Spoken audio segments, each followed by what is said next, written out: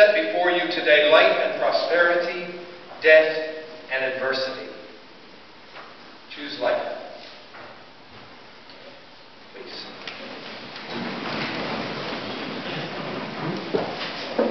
I think it was Henry Ford, the developer of the American automobile assembly line, who once said, "Whether you think you can or think you cannot, you are right." I find it a sobering thought to consider that what we think, what we believe, what we choose is what we receive. Not always in the context of our circumstances. We don't choose everything that happens to us. We don't choose those things that others might choose to do to us. I might choose to win the lottery, but that won't make it happen. I might always choose to drive safely, but it doesn't mean others will. Someone might come down with a serious disease. It doesn't mean that they've chosen it. We don't always choose the context of our circumstances, but we do choose the character of our responses. And whether we believe we can respond in a wholesome, caring, honest, decent, and life-giving manner, or whether we believe we cannot, we are right. When Jesus taught his followers how to live, it was their character that he sought to transform. Not only their actions, but their character. You see, he told them it wasn't simply enough to follow the law. Rather, they were to choose to fulfill its deeper intentions. The law says not to murder. Jesus says, choose to give no harbor to hatred. The law says not to commit adultery. Jesus says, choose to respect another. And give no harbor to untoward thoughts in your heart.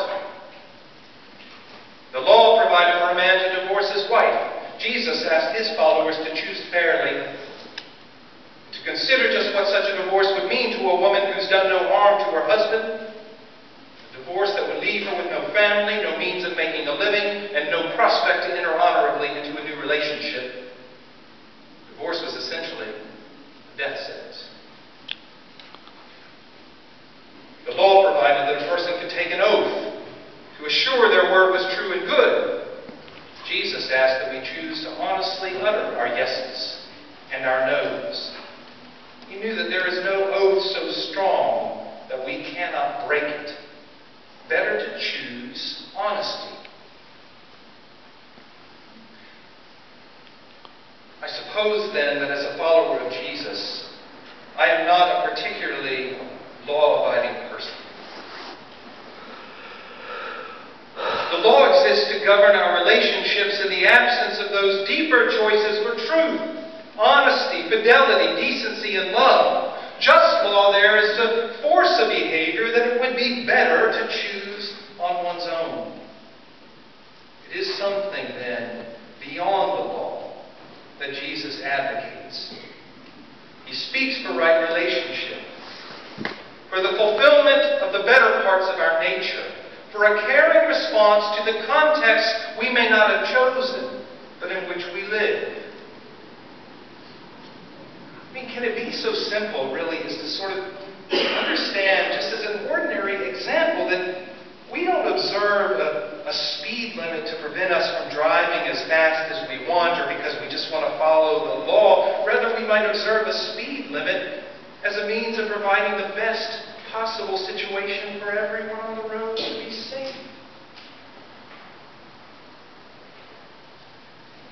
Is it so simple to believe that in Christ, the basis of the law becomes consideration for the well-being of others?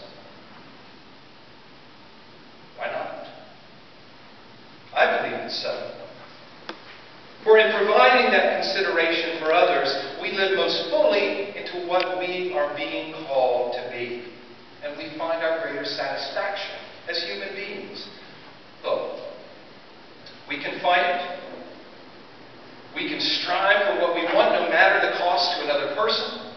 We can choose to ignore a call to decency and consideration and love. We can practice the letter of the law and never fully care for another human being.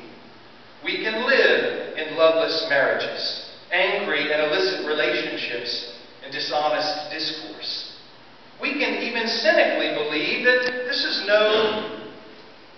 anything different than our human nature.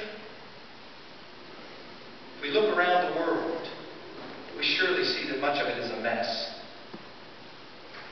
But whether we think we can live differently after the manner of Jesus or whether we think we cannot, we are right. And when we choose not to live as we've been called, what peace is there in our lives? It doesn't matter how smart we are, how powerful we are, how rich or well-educated or gifted we are. Eventually, if we would choose to live wholesomely, happily, and well, we need to realize that the commandments of Jesus to love God and to love our neighbors as ourselves are in place for our own good. They're in our best interests, and they're worthy of every effort that we make to fulfill them.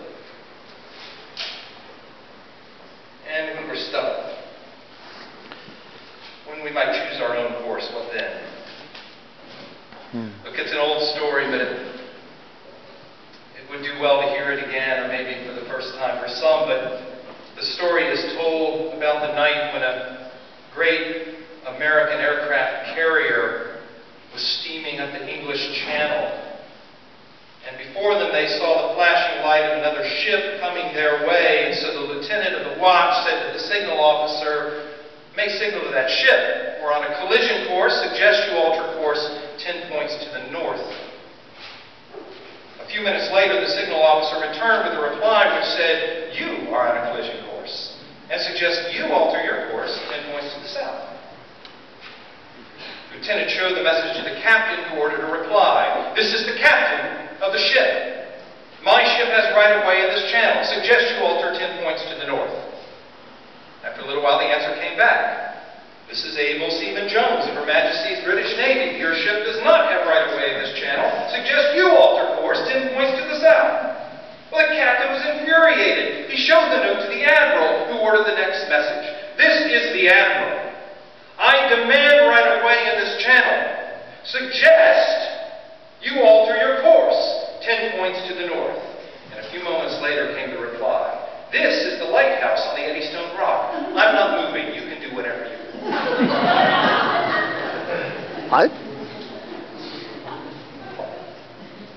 When we find that the course that we are taking causes us troubled hearts, when we perceive danger before us, when we recognize that we are acting outside of the will of God for our